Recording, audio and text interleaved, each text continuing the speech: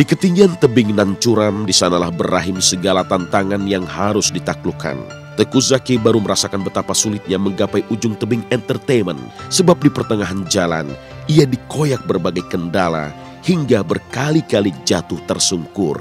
Ketika pas ada pemilihan model cover boy, saya juga ikut, itu juga nggak langsung keterima. Beberapa kali saya kirimin gagal.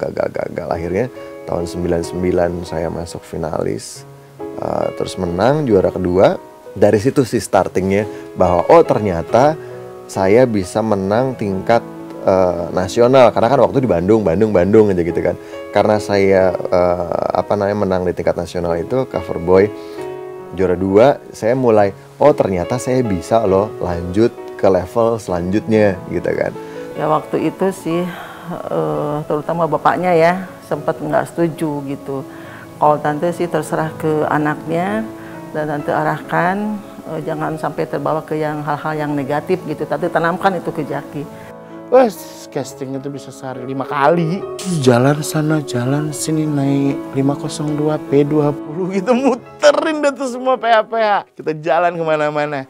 Gemerlap Jakarta dengan segala keajaiban nasib para perantau di ibu kota, pada akhirnya menyergap mata jiwa Teuku Zacky. Di sanalah sesungguhnya ujung tebing curam itu berada. Maka ia tinggalkan Bandung dengan licin liur dusta bernama kuliah. Alasan kuliah, pokoknya saya mau kuliahnya harus di Jakarta. Tapi itu emang cita-cita dari dulu sih, saya harus pindah tinggal sendiri, pengen mandiri gitu kan. Lulus sekolah, universitas di Bandung, saya ujiannya atau masuknya itu asal-asalan banget. Akhirnya saya masuk di salah satu universitas hanya untuk pindah dulu ke Jakarta. Karena universitas itu bukan saya banget.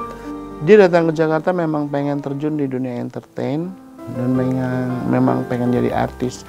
Kuliah di jurusan akuntansi hanya berusia 1 semester saja. Zacky akhirnya pindah kuliah ke Institut Kesenian Jakarta. Disinilah ia menemukan kesejatian diri meski harus berpayah-payah membiayai kuliah sendiri dan tinggal di kamar kos sempit tak layak huni. Ketika saya kos, bener-bener kosannya yang RSSSS banget gitu kan, yang berdinding triplek dan karpet plastik, nggak ada AC. Jadi ya saya nikmatin, tapi saya nikmatin banget proses itu.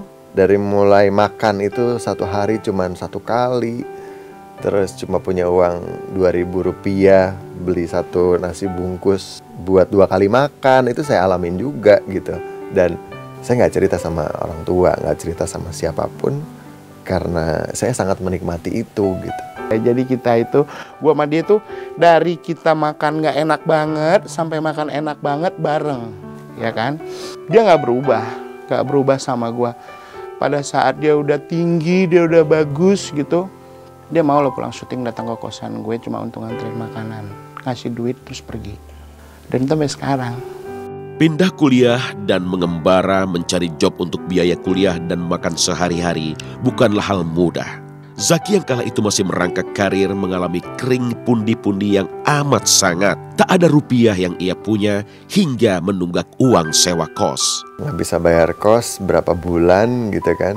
Dan saya selalu ngumpet dari muka ibu kos. Sampai pagi-pagi akhirnya, ibu kos maaf ya.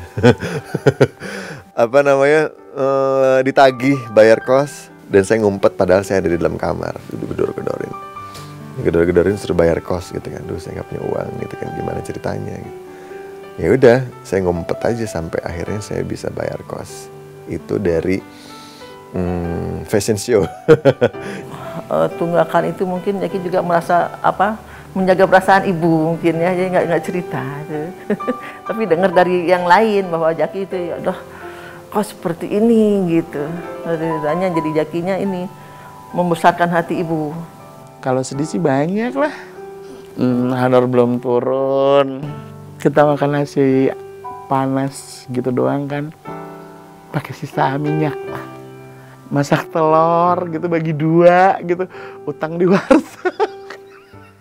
Derita dan rintihan hidup yang makin mencengkram tak membuat Zacky mati daya. Energi keuletan hidup di kala kecil pada akhirnya menyalakan kreativitasnya. Maka setelah menerima peran figuran, Zacky pun diajak main sinetron.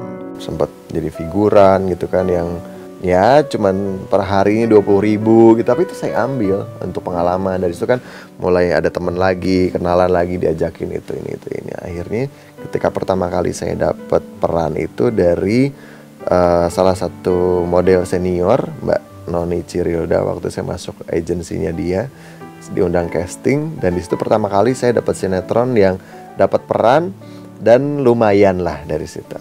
Itu pertama kalinya. Ceritanya itu udah 15 tahun yang lalu kurang lebih ya. Terus di kampus kan, di kampus kuliah gitu di IKJ, dan dia jalan gitu, wah ini orang jangkung banget gitu kan. Teman alumni, Ron punya teman nggak gitu yang untuk iklan sabun? Lah nggak tahu, gue bilang. Alumni pergi, dia masuk mau mendaftar, gue teriakin, hei bule sini lu gitu. Dia takut dong secara gue kakak kelasnya dia. Tanya-tanya, ngapain lu mau kuliah di sini? Oh ya udah, mau ngapain? Mau jadi artis lu ya? Artis dia bilang. Dijawab iya. Iya mau jadi artis, dasar kepedean tuh orang.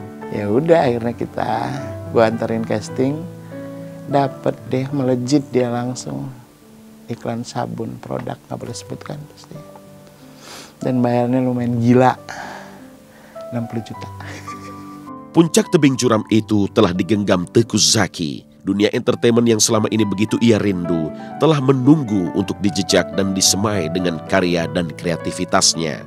Maka Zacky memilih jadi yang terbaik dengan cara on time di lokasi syuting.